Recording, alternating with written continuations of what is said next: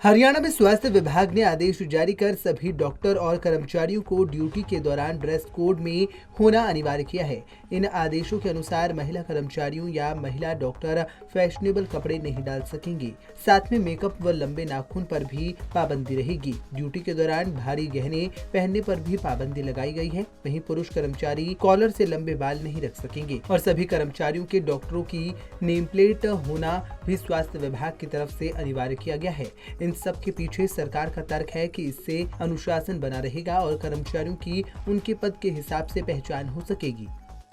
सरकार ने dress code लागू किया है, उसके संबंध में मैं ये कहना चाहूँगी कि मेडिकल फैकल्टी में तो already dress code apron, white aprons है, ब्लू एप्रन्स है, नर्सेस, डॉक्टर्स सबको जो है आइडेंटिफाई करने के लिए, तो एक यूनिफॉर्मिटी के लिए एक पर्टिकुलर जो तबका है, जैसे डॉक्टर्स हैं तो वो अलग दिखें, जो नर्सेस हैं वो अलग दिखे, अटेंडेंट्स जो है वो अलग दिखे, तो वो यूनिफॉर्मिटी कायम करने के लिए तो ड्रेस कोड होता है और होना भी चाहिए।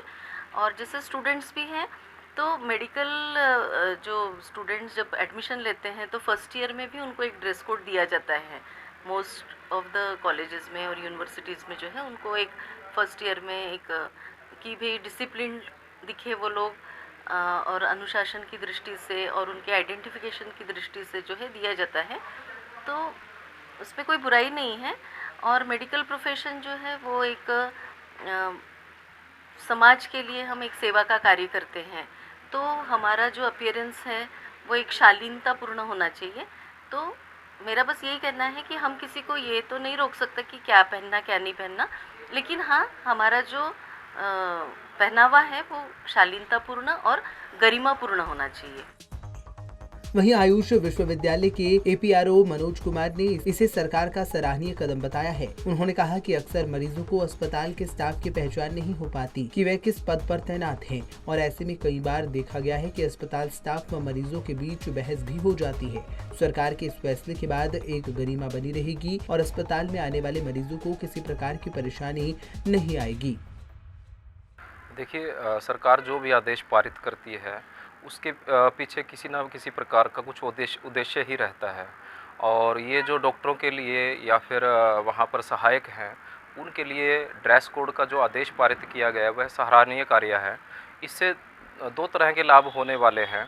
एक तो जो भी मरीज अस्पताल के अंदर आता है उसको डॉक्टर से पहले से परिचित होगा, क्योंकि ड्रेस कोड से व्यक्ति जान जाता है कि ये डॉक्टर है या कंपाउंडर है या उसका सहायक है। तो इससे डॉक्टर की भी मर्यादा बने रहेगी, मरीजों की भी मर्यादा बनेगी।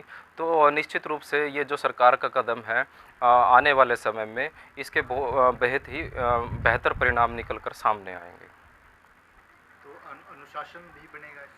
हाँ, अनुशासन तो रहने ही वाला है, क्योंकि डॉक्टरों की ड्रेस बन जाएगी या उनके सहायक हैं या कंपाउंडर हैं या पैथोलॉजी लैब है, उसमें एक दूसरे को पहचान होगी उससे, ड्रेस कोड से, और पहचान होगी तो डॉक्टर की मर्यादा भी बनी रहेगी। अभी कुछ केस पीछे देखने में भी मिले हैं, डॉक्टरों की और मरीजों की आपस में हाथापाई भी हो जाती है। वो अनुशासन इसलिए नहीं बनता क्योंकि हमें पता ही नहीं होता कौन डॉक्टर है, तो उसके बहुत सारे लाभ ही मिलने वाले हैं। गौरतलब है कि आए दिन हम सुनते हैं कि परिजनों और डॉक्टरों के बीच हाथापाई हो गई। ऐसे में अब इस कदम से डॉक्टर और कर्मचारियों को काफी राहत मिलेगी। पंजाब केसरी टीवी के लिए कुरुक्षेत्र से अशोक यादव की रिपोर्ट।